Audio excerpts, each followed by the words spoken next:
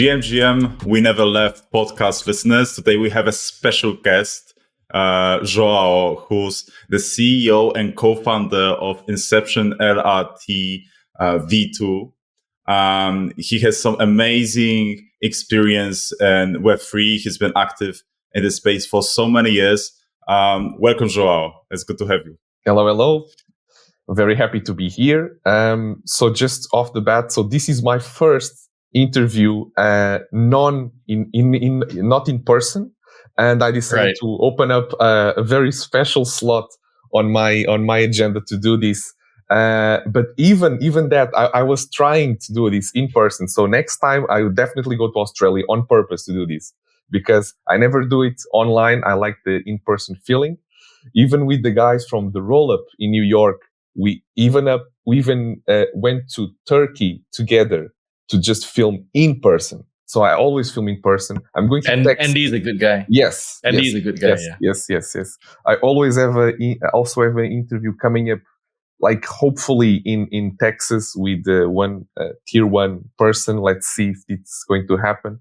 But yes, so you guys are special. You guys are special. So I'm doing this for you guys. 2 days ago, you were the founder of Genesis, and then you guys made the announcement you're merging with Inception, and maybe you could give like a TLDR 100%. Summary of what's going on. 100%. So we started Genesis in August last year as a native staking protocol, right? And my goal with Genesis is really to put Genesis as the most secure and the most technically advanced LRT in the market with the most features and everything. And Pedro, which is the original co-founder of Inception, he was more focused, I would say, on the functionalities of LSTs, like bringing all the LSTs in the market to restaking and making sure that everyone with LSTs can stake on EigenLayer. And throughout these few months, so as you know, like we have been using the same accelerator in Dubai called Tagus Labs. So we do know each other. Pedro is Portuguese. He's actually living like 1 hour away from me in Lisbon. So I hang out with him outside of the job, right? So he's my friend too. Like I know him even before Inception, before Genesis, and from other crypto ventures and stuff. So when we both realized that we were building something in the LRT space, a lot of people asked, like, are you starting to collab together? Will you ever be going to do something together?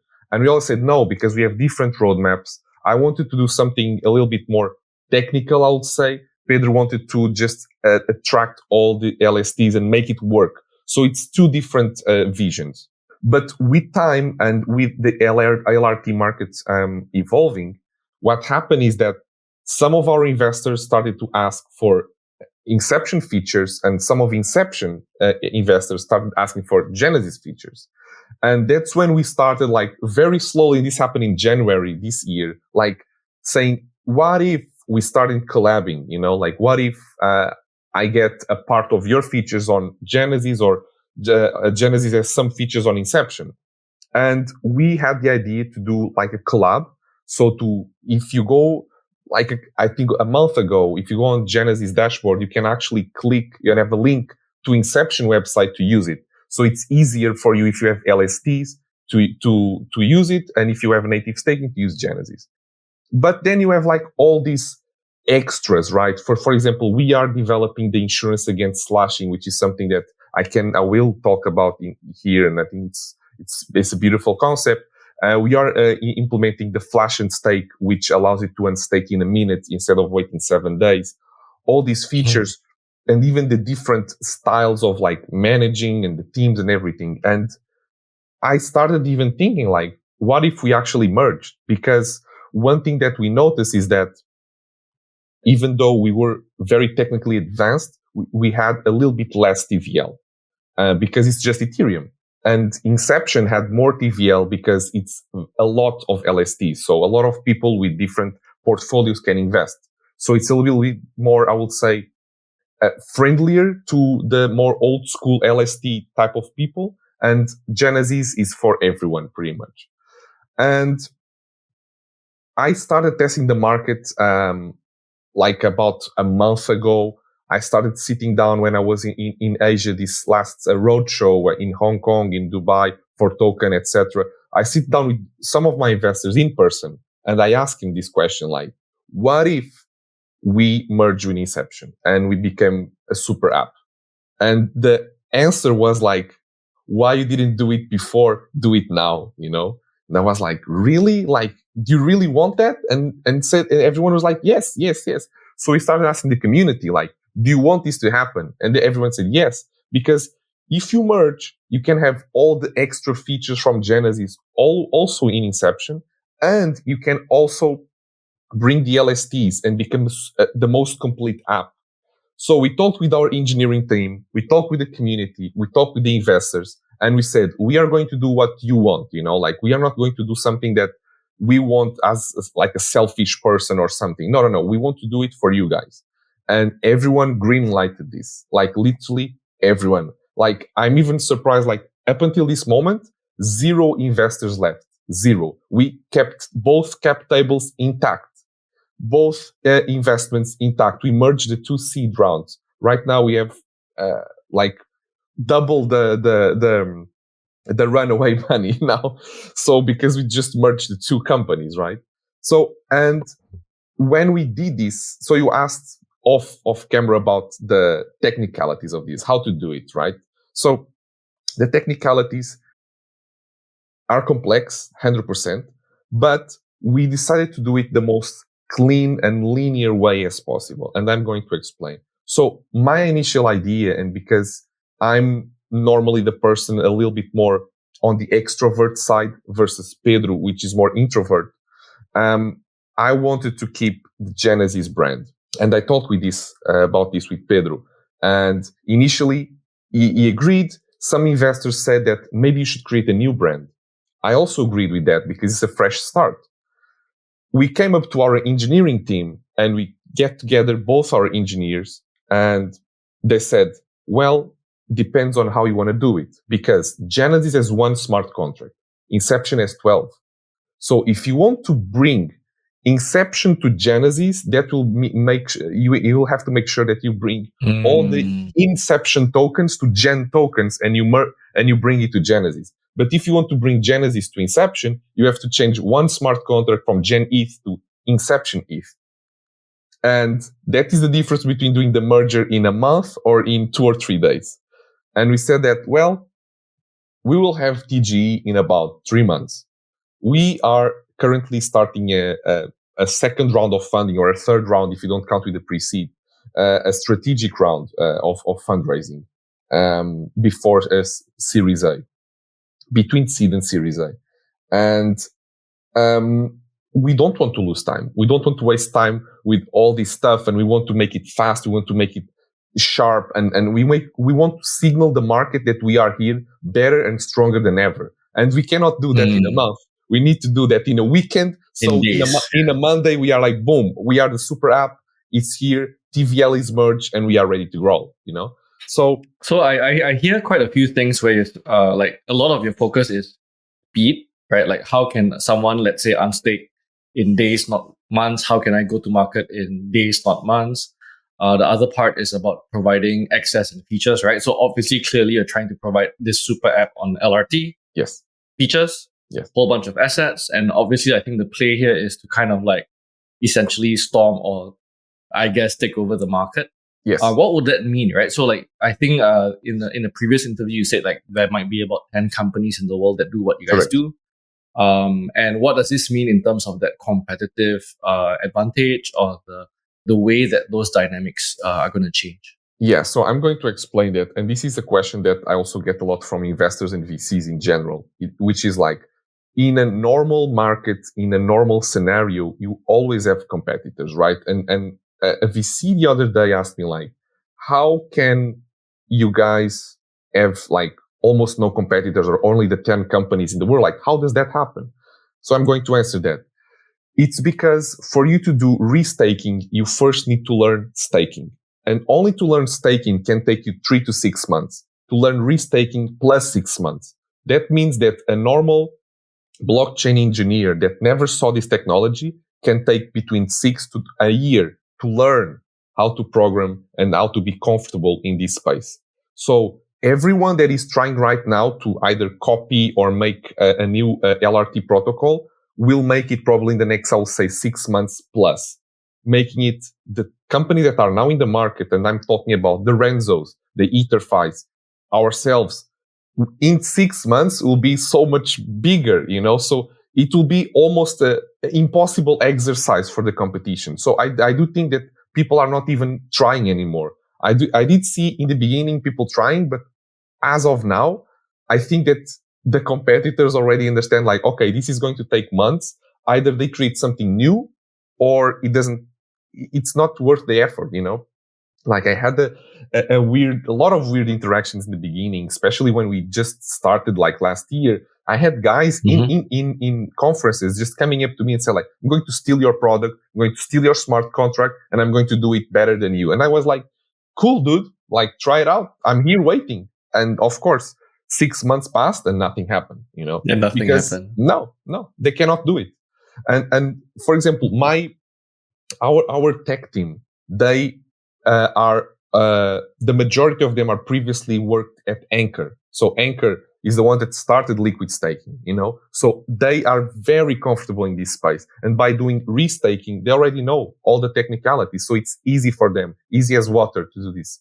So, and not only that, like restaking is a very, very algorithmic technology. So you do need to have either a background in theoretical mathematics, theoretical physics, or like rocket science. And all our engineers are either rocket scientists or mathematicians. So that also adds up, So it's not something that you can just pick a guy out of freshman or out of the university and they can do this. No, you have to have a rocket science degree to do this. So you mentioned restaking, LRTs, LSTs, a lot of keywords that for non-degen Web3 users may be a little bit confusing.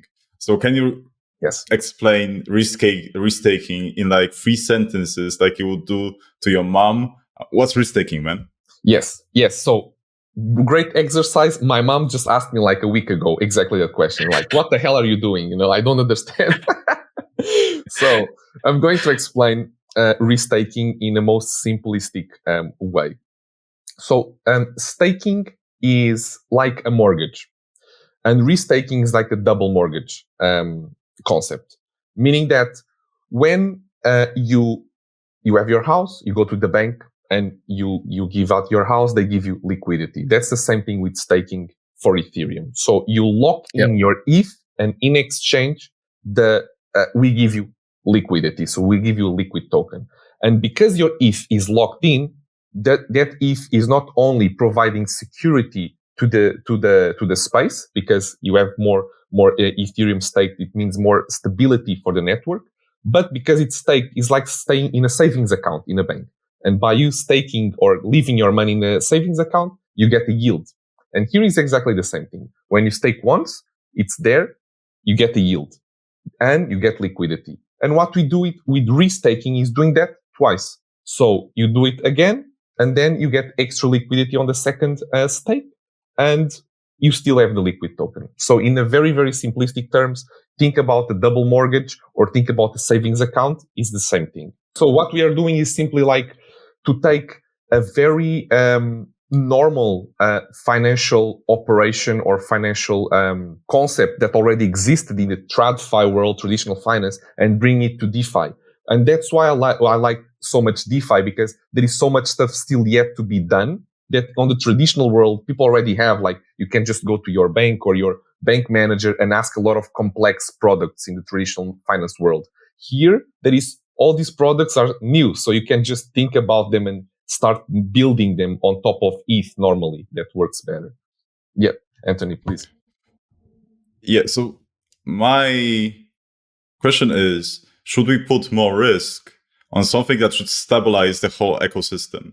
In the case of traditional finance, that's mortgage. And we all know from the crisis of 2007 what happens if you play with something that should be stable and you make it super risky.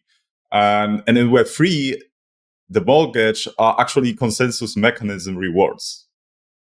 So aren't we as degens, as DeFi users, playing the greedy games? Because in restaking, you promise 12%, 15%. In normal staking, it's 4% or even less. What do you think about the risk and rewards play that's going on here? So with billions of dollars. Yes, with reaching 20 billion soon. Yes, correct. So I'm going to answer that taking back to my conversation with Shiram from Eigenlayer in Turkey last year. So I met Shiram, the creator of Eigenlayer, last year in Turkey, as I was saying. And at that time I introduced him to Genesis. I said like, Genesis, we are doing this and that. And we are actually develop an insurance against slashing because we already know that this is a very risky scenario, risky thing. And he got like, his eyes were like this, like, wow, you are developing like something as an insurance on your pools. Like, that's amazing. And he said that, so he's an investor on Puffer. Not a lot of people know this. So he invested in Puffer Finance. Why? Because Puffer Finance is I would say, probably the first protocol that started talking about something like an anti-slashing technology. So what Puffer does, it's in a very simplistic terms, is if slashing happens or will happen, they stop the transaction before it actually happens. So they have a mechanism that can predict if there is a slashing or not. So what we are doing is a more traditional insurance kind of thing. So is if you actually lose part of your money, we can reimburse you, like up to a certain percentage. Of course, this is still under heavy research. We already tested several products, but we still didn't have the final product yet. But in a sense, will work like an insurance, meaning that if you want part of your ETH insured, you pay a premium, and then part of your ETH, if you get slashed in a specific validator, we can reimburse you. It's pretty much that. And why this works and why this is going to be something good.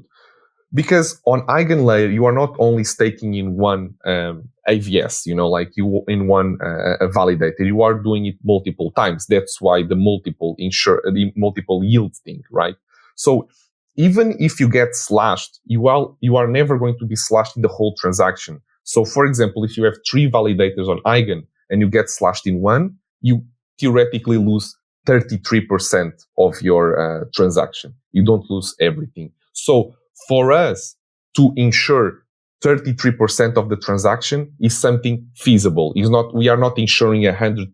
It's not like very bulky transaction, So it's in a compartment. So that's why we thought about that. And coming back to my conversation with Shiram, he said that on his opinion, and he's the creator, so he knows best than me or you guys, he said, this can become so risky that only protocols with some kind of insurance or slashing prevention mechanisms will survive. He said this. So for me, that was even a more like reassurance and to make it really bold that we need to do this. We need to have this because he knows that we are leveraging on top of leveraging.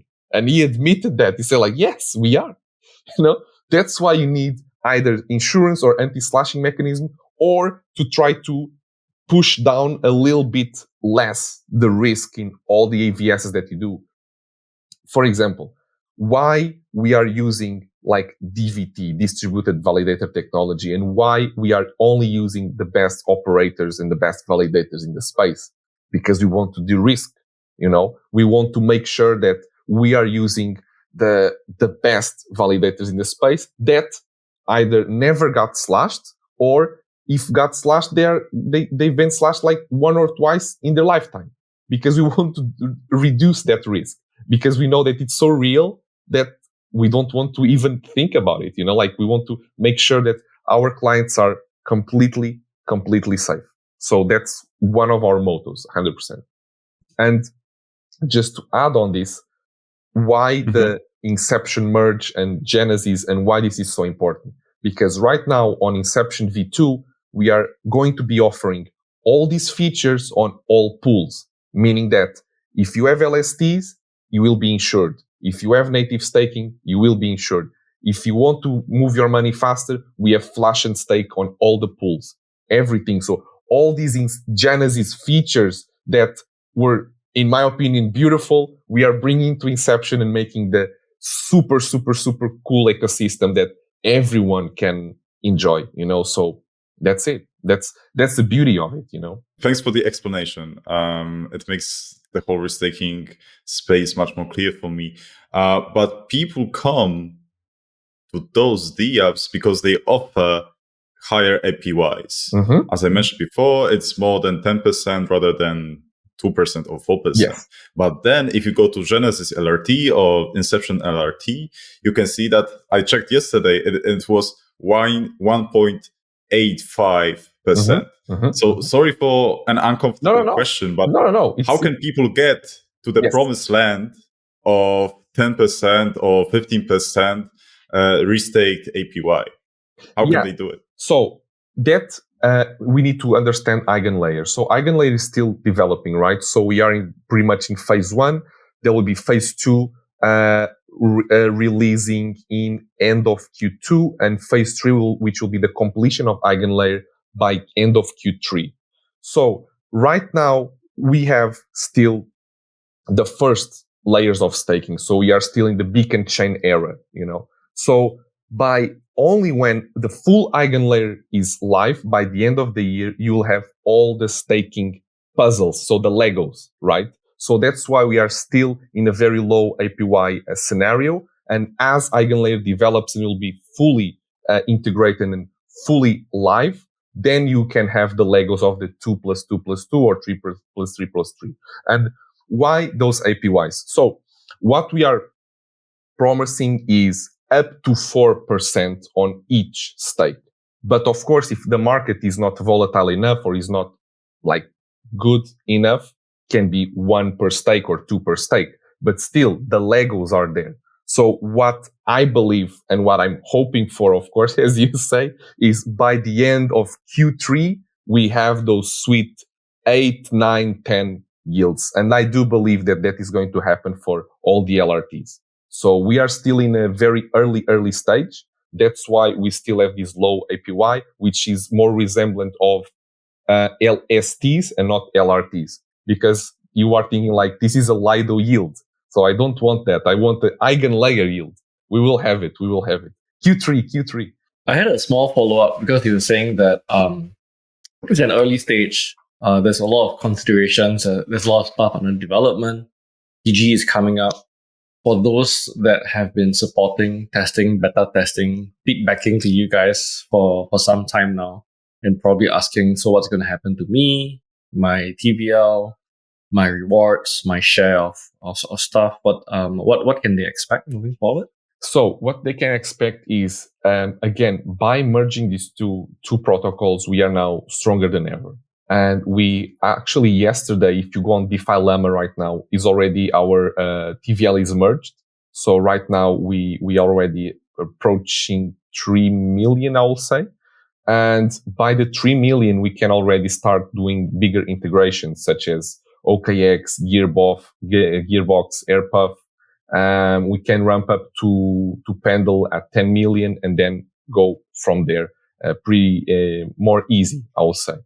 So for users, what they can expect is really for a more stronger team, for a more stronger future, because by having all these functionalities, by merging TVL and by merging all our clients and all our community in one space instead of being spread out, I'll say that it's about stronger and unity, I will say.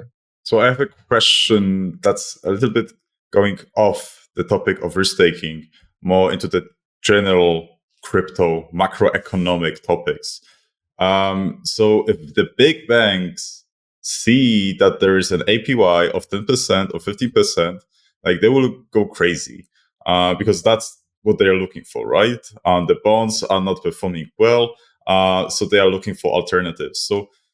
But then if banks come in with all the capital, with all the regulation, the volatility of the market will decrease. Yeah. So true.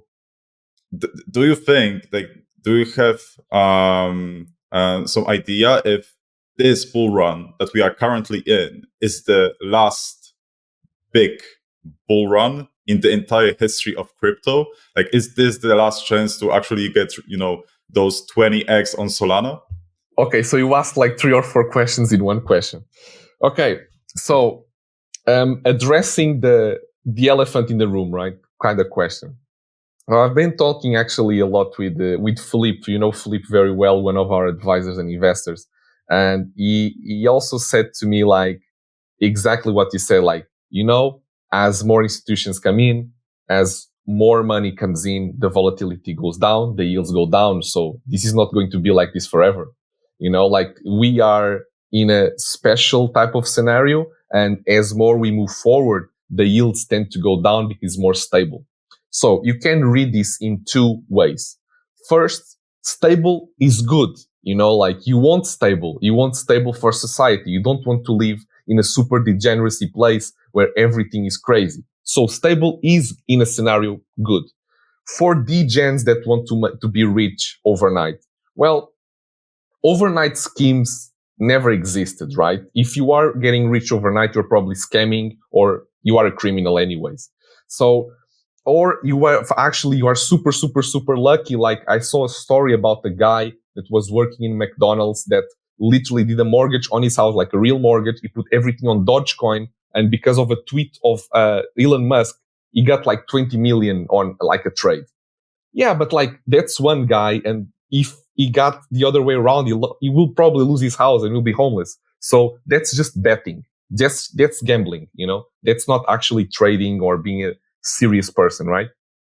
But yeah, so about the bull run, about this market, like I don't want to give financial advice or anything like that, but I actually have the same opinion as you. I do think that this bull run can be the last big one. I don't know if there is a chance that we see more bull runs like this in a scenario of, imagine we are going for the bull run, and I do think this one is going to be big and is good. Like I know a lot of people that are making money. Like I'm also making good money. Cannot say otherwise. Probably you guys, if you are trading, if you are investing, you are making good money. Like everyone I see around in crypto, they say that they are making good money.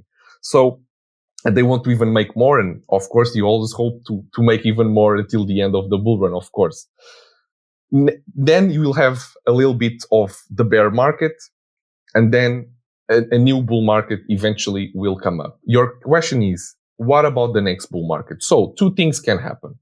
First thing is, if we have a normal bull market, like just a cycle, and it's just like people just buying in again, like banks coming in, more money coming in, and it's just, I will say, a normal market scenario, I will say it will be way less exciting than this.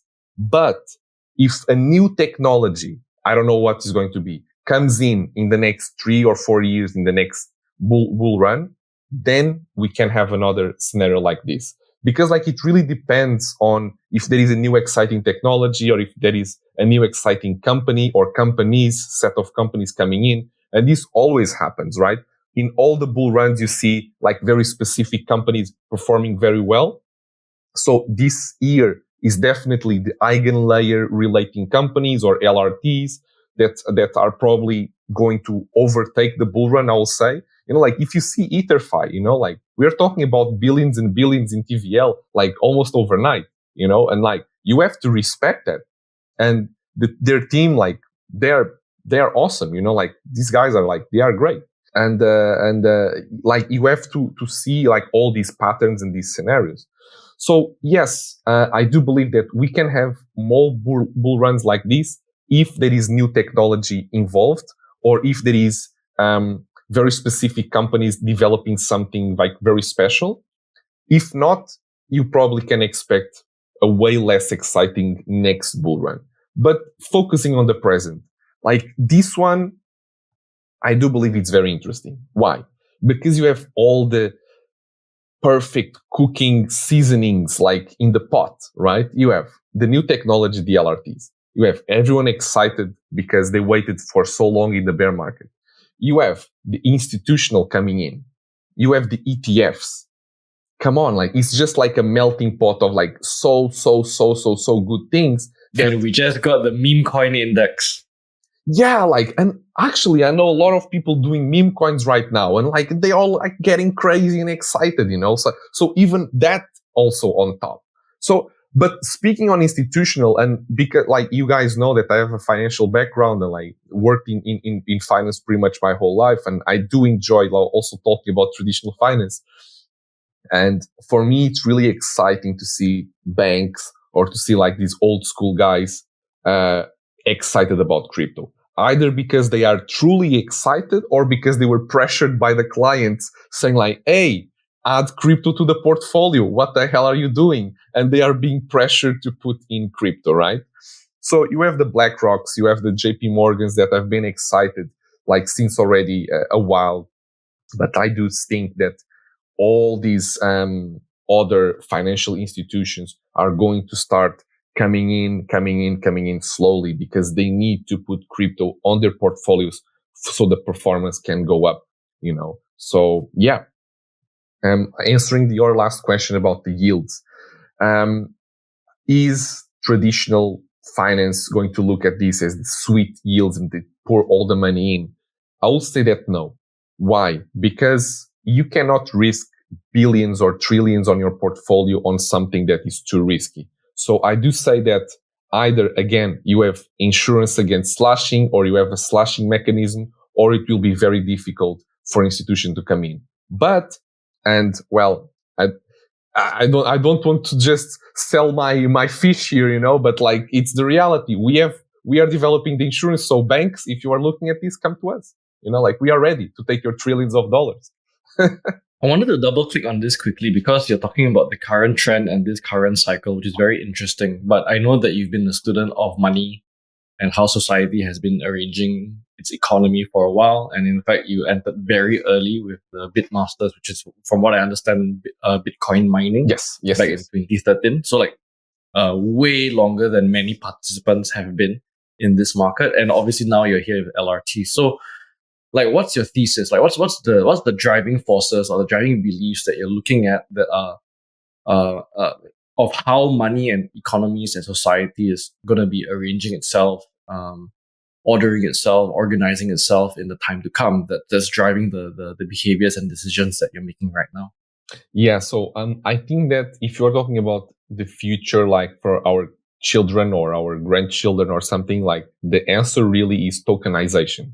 So the way to move forward in the Web3 era is tokenization. Why? Because as you see the trends, like, so crypto has a very interesting way of behaving. So as people start to distrust their government more and more, and you see that especially, well, in Europe, Anthony, like you probably resonate with me a little bit more because we are so close, like the war and everything like happening, right?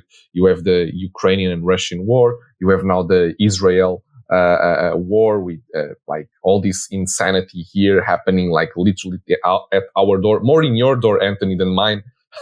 But and this creates distrust. This creates like people feel that they cannot trust the government anymore because like they pay taxes and they don't understand why. They're like, oh yeah, but I'm still unemployed. I still cannot pay my bills, or I can still not pay, like buy food. Oh, I take a university degree, but I still don't earn enough money. And this resonates a lot with a lot of people when what they think is, wait a minute, my money is worthless, like, yes, in Europe or in the US with euro or dollar, still we are a little bit shielded from these activities, but still our money is being evaluated a lot.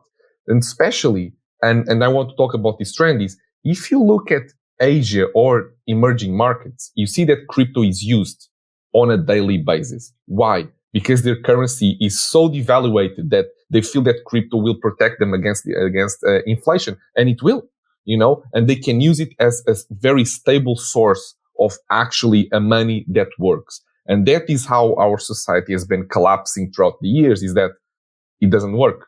The fiat money doesn't work anymore, unfortunately. And even I can throw in some interesting aspects about history here. So when money actually appeared, You have like, for example, the gold coins, right? The gold coins, you have the silver coins. That was money, right? And there was some countries, I don't know which ones, that when we doing trade, they starting taking out some of the gold of the coins and putting metal, but because everyone was assuming it was a gold coin, the price was the same. But actually, in terms of gold price, was not the same. So they were deflating their currency on a physical scenario. And this was happening since the merchants, in the old eras of the world. So this is what the banks are also doing, like they are deflating, they are printing more money, they are creating this artificial inflation so they can continue to ask for debt, continue to move the economy. But what about the people? What about everyday lives? Me, you, your neighbor, everyone. They feel that they cannot trust the government. And the feeling is, and I studied this during my master's degree or my master thesis, is that the more people distrust the government, the more crypto goes up. So this is actually technically studied. This is actually a function, a mathematical function that you can follow. And as you see the world now, and this is why this bull market is going so rampant as it is because you have the wars, 2 wars actually, not 1, 2 wars. You have calamities going all over with like climate and all that, and people losing their homes, losing everything.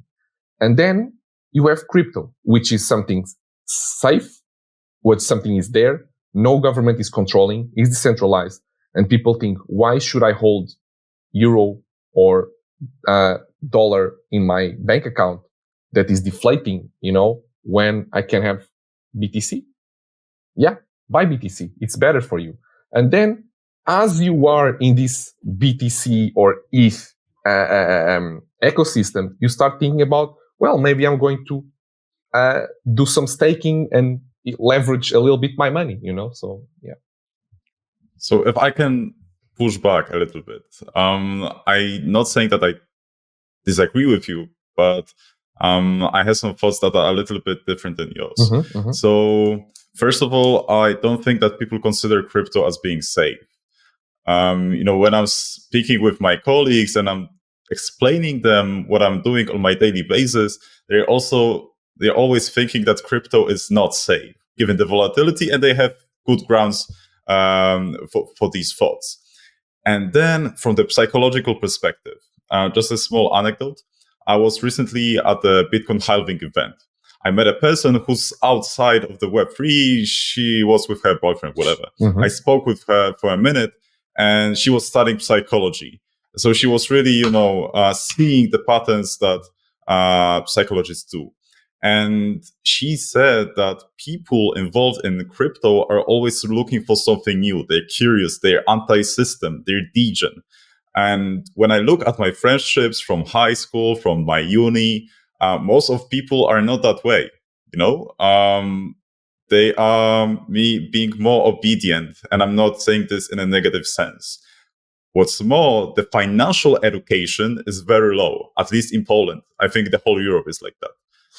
So from my perspective, I can see that crypto is still being degens only, and normal people, quote unquote, like our friends from high school, will never get there.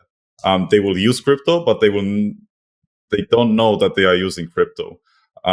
So yeah, that's my take. Yeah. So that question, just last thing. My question is, from this long explanation, is what is the mass adoption there then? Mm-hmm, mm-hmm. If people are psychologically blocked to enter the crypto, mm-hmm. how can we define the mass adoption? Yes. So answering in 2 parts. First part about the risky and if crypto is saving people or not. So again, and I must stress that very, very bluntly, it really depends on where you are based. In Asia, everyone will tell it's different. In Africa, like you have Nigeria with one of the fastest rampants of fintech in Africa. Everyone uses crypto and they think crypto is great because it's actually saving lives. In Europe, crypto is not saving lives. Your life is great. You have a house, you have like food, It's not saving your life.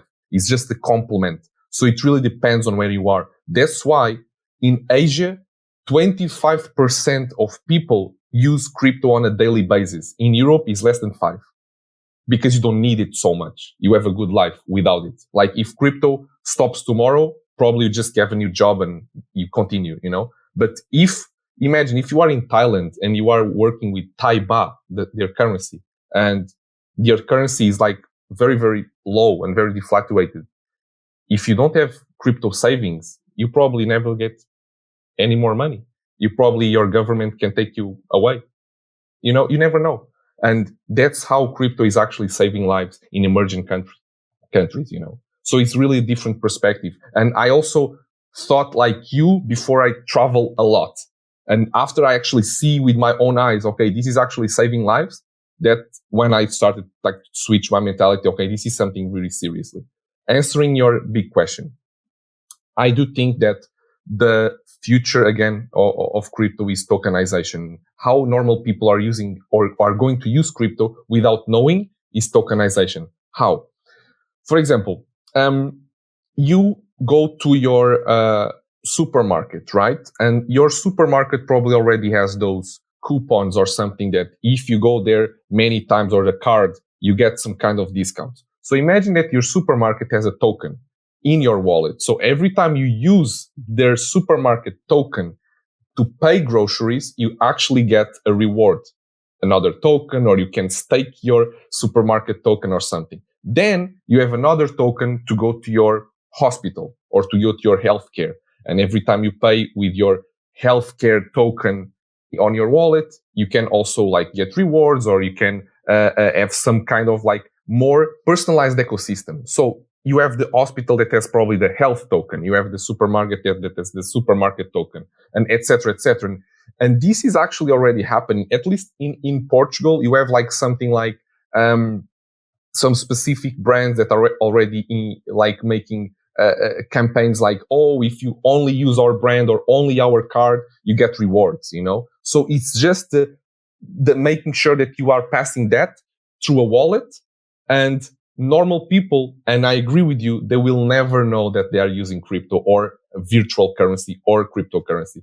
They will never know, and they don't care, because not everyone actually cares, and that's fine, But I do think that in the future, you will probably, and I'm talking future like as everything is digital, like in China, for example. In China, like mainland China, you don't use money, physical money. You use WeChat for everything.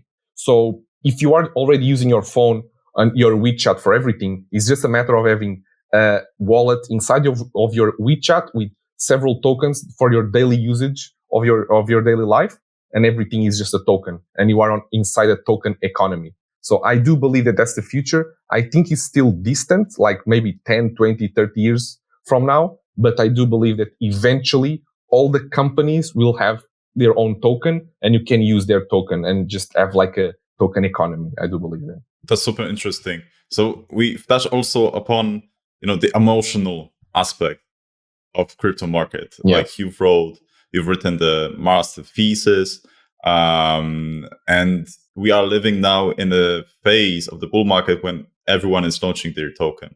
So I'm curious, how can projects actually leverage your knowledge about the emotional state of crypto to launch their token properly? Well, let me think about that. I think that everything is about emotions, right? So people are emotional, and if you try to remove that from a human being, you become a robot, right? So you can always play with emotions, and especially like if you know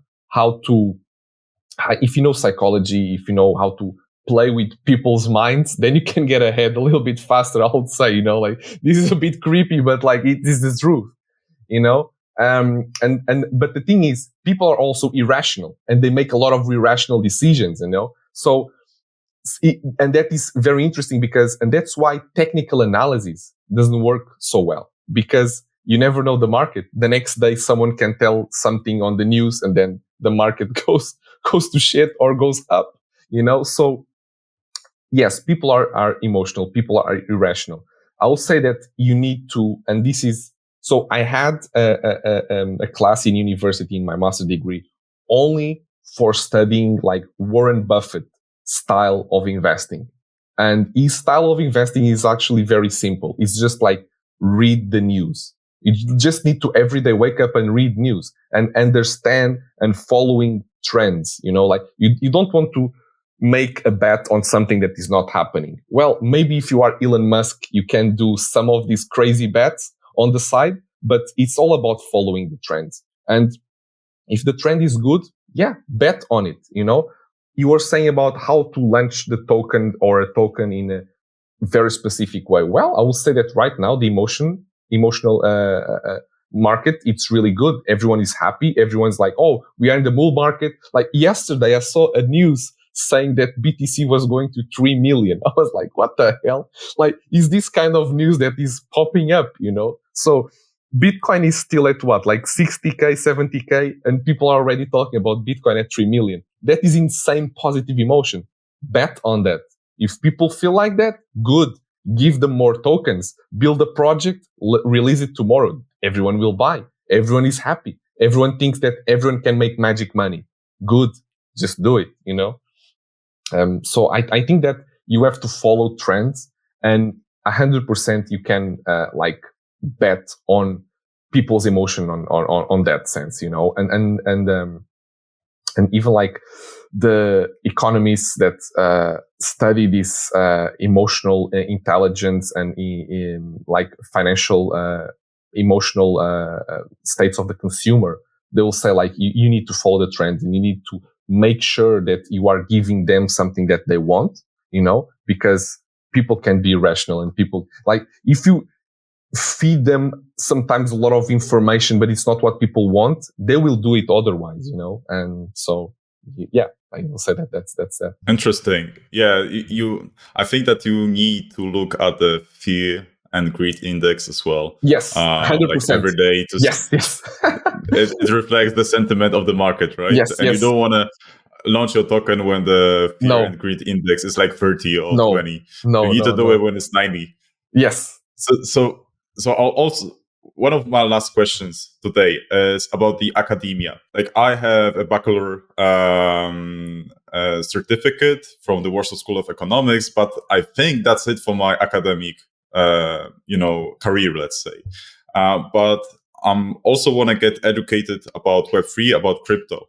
I've recently researched some programs about crypto on the academias and on the universities, and no one does it. Like then if there is some course, there's like a blockchain fundamentals. I know blockchain fundamentals. I want to learn how to create, tokenomic systems, how to launch tokens. And so what is your take about, universities? They of course launch all these amazing technology, cryptography, mathematics, ZK proofs, all these come from academia, but from the business perspective or product perspective, there's nothing to look out for. What's your take on universities in Web3? So that is an unfortunate truth. And you are 100% right. And I cannot even put more words on it because you said it all. So currently, and even myself, I've been battling with this system. And the thing is, I do think that people want to learn. I do think that people want to see like good blockchain courses out there, good information and good degrees out there about DeFi, about blockchain. The reality is that I don't think there are still many people that know. The lack of talent is huge. So only people that work in the area know what we are talking about.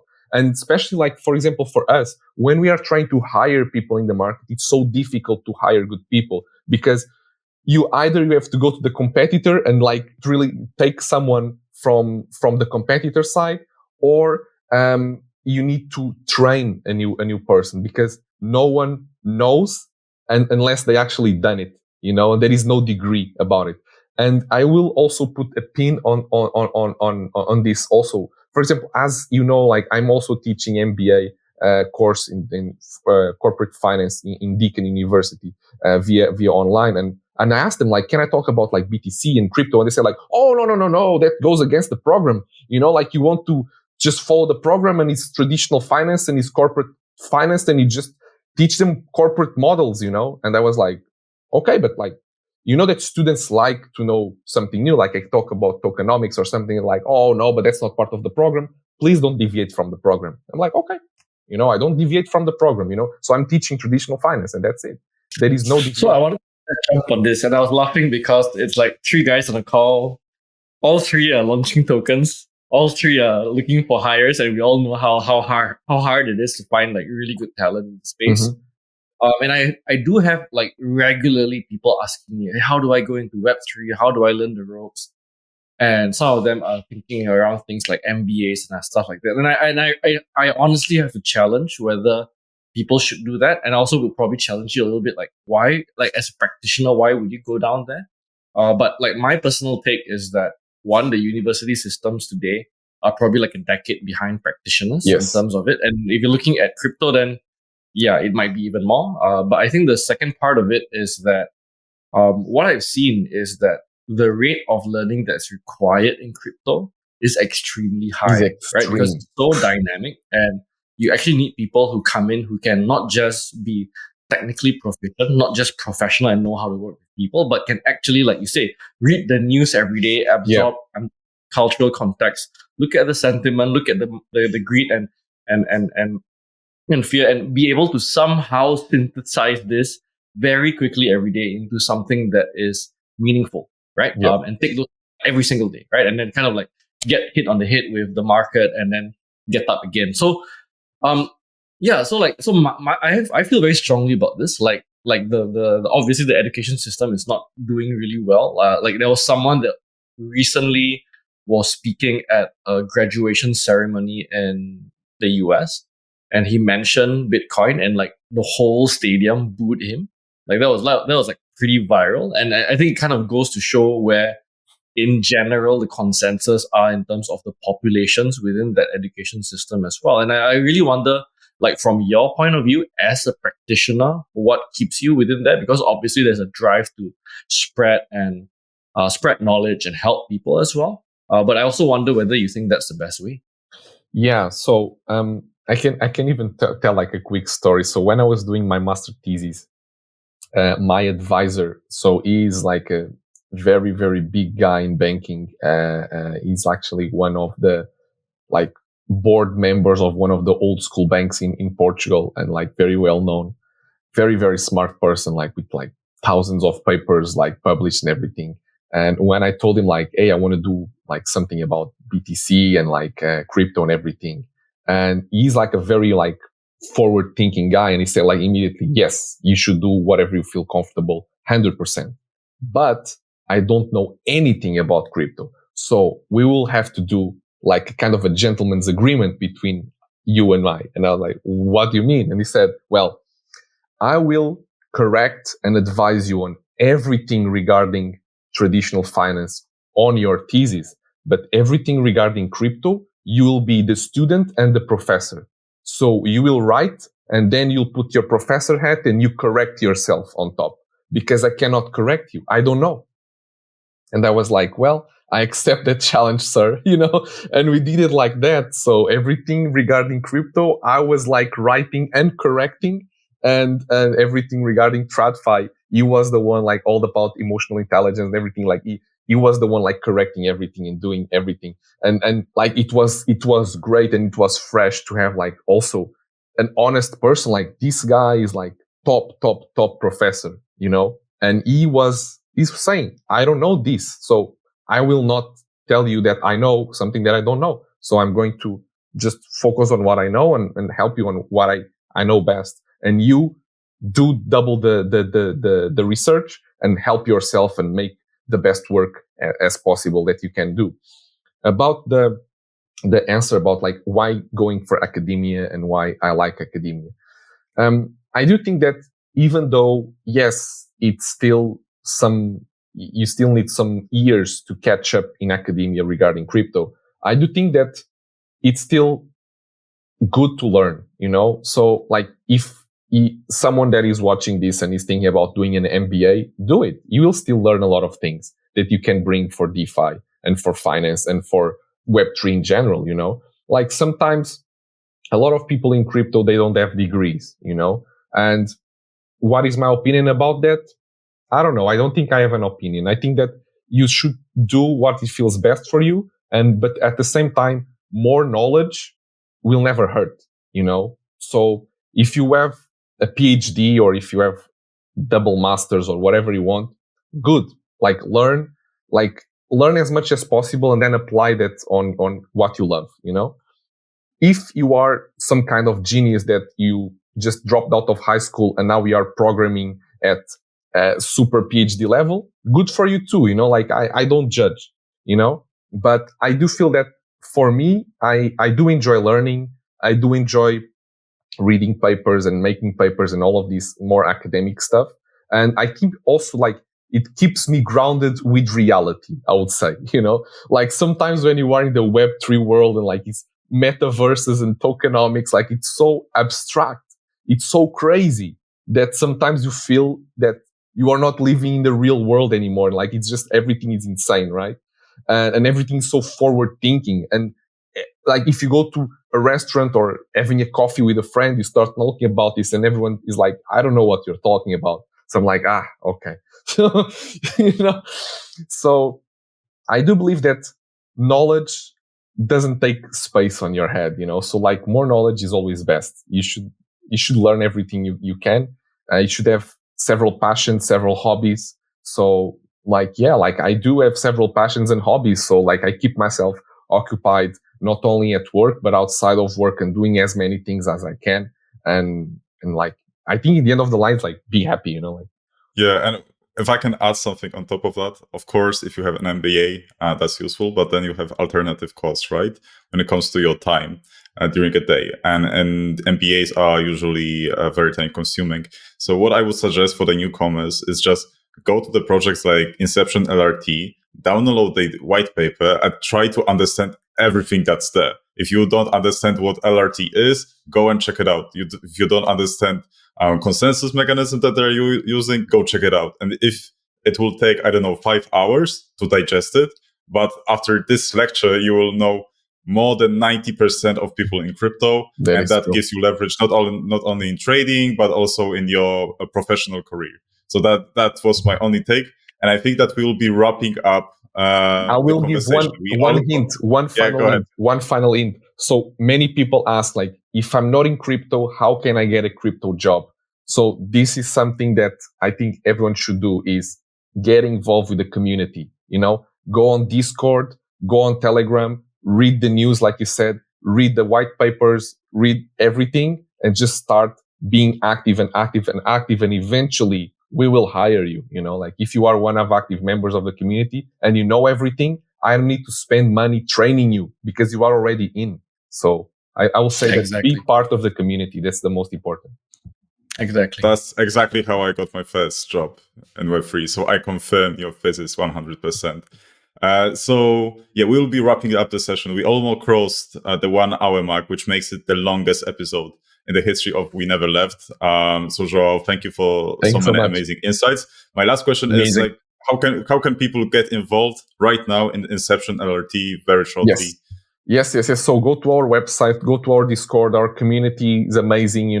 We have now merged the two communities of Genesis and Inception. So people are still getting to know each other and everyone is happy. Everyone is excited about this. We are so excited about the merge. So our website, our socials, Telegram, Discord, everything. You can stake live right now. Go to our dashboard. You can stake. You can use our products. And if you have any questions, just drop us a question on Discord, on Telegram, and we are here to help you 100%.